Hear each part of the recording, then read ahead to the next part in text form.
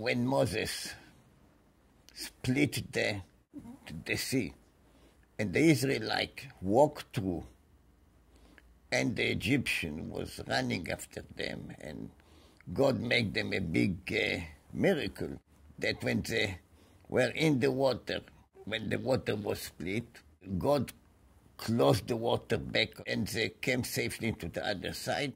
From there, they moved to the desert. When Paro allowed Moses to take the Israelite out of Egypt, he told them, I give you permission to cross, go to the desert, to pray to your God in the holy mountain. What it means, it's Mount Sinai, and to come back. But the Israelites escaped, and they came to the Mount Sinai, and where Moses asked them to wait for him. He's going to speak with God. He's going up to the Mount of Sinai, and he bring them the law of God. So Moses went up. He delayed. He stayed over time. The Israelites have no patience. They said, what's happened with him? He disappeared. We have no God. We don't know what to do. We have no leader. So they went to Aaron here and asked Aaron to make them a god. Aaron didn't know what to do. We said, well, they're becoming wild.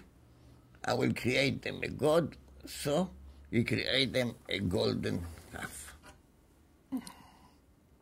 Now, some artists in the time like the scenery because it's very, very celebrating. They celebrate, they dance, and they make any kind of worshipping. Aaron here say to them, here, I make you a god, what you asking me.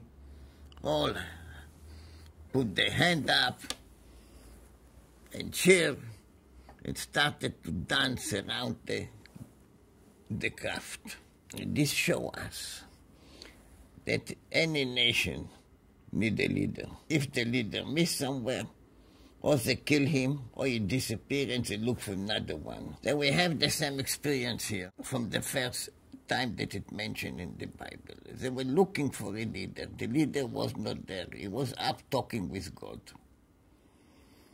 And they came to the second to him, to the big priest, to his brother Aaron, and asked him, please create us a god, a leader. So he created the god.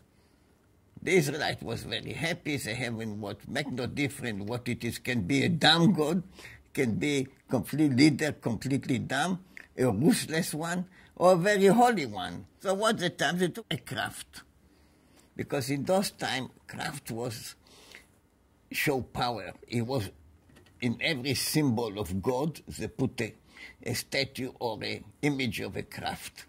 Everyone, not only the Israelite, all the Canaanite, the Egyptian, all what over the Middle East coast.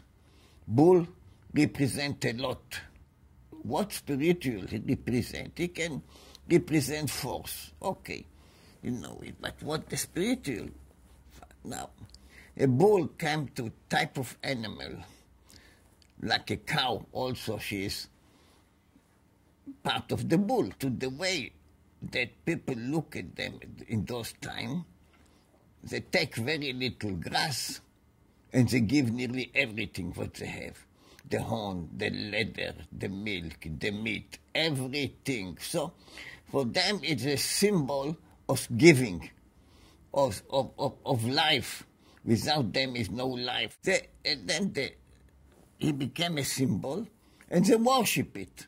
Naturally they will worship it because they give everything. It's the biggest animal in the world who give everything and get nearly nothing. From the chronology of the Israelite history in the Bible, we dated the day of the time of Ramses II, the Pharaoh of Egypt. This was in 1210 BCE. So this was about 10 years after when they reached Mount Sinai. Many events happened in this time when the Israelite was crossing the Sinai Desert to reach the Promised Land.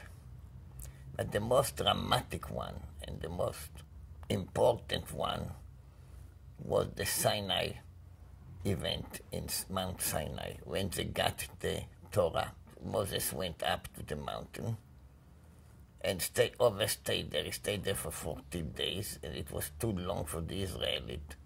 They have no patience to wait for him anymore.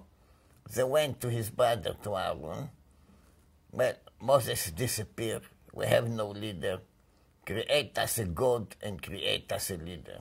So Aaron said, until Moses come down from the mountain, I will create them a temporary God. He take all the jewelry, the Israelite, they said what? He melt them. He create a golden craft. Here you have the nuggets of the gold stuck inside too. And he burned it and he made a miracle and the craft came. And now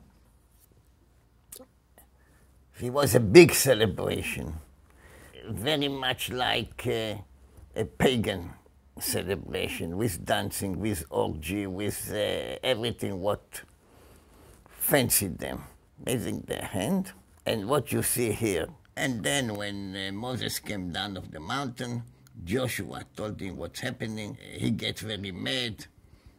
He gathered all the Israelites and told them, you don't deserve, because he had the 10 Commandments in his hand. He threw it down and broke it and said,